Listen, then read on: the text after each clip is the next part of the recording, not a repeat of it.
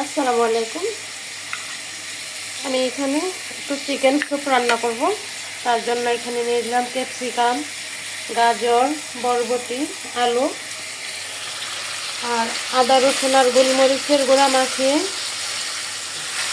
আমি পেঁয়াজে একটু মাংসটা ভেজে নিচ্ছি।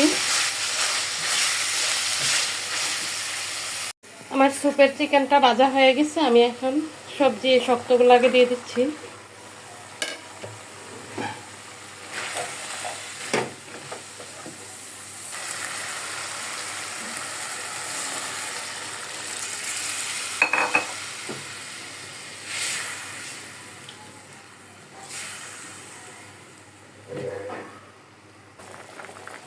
এবার আমি দিয়ে দেব ক্যাপসিকাম আর কাঁচামরিচ।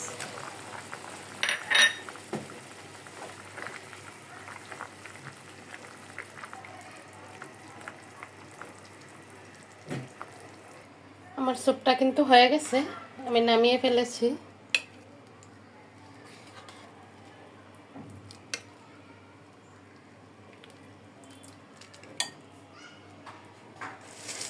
দেখুন একদম কমপ্লিট হয়ে গেছে।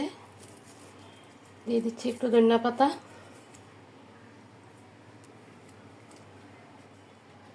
আর দিয়ে দিচ্ছি লেবুর রস।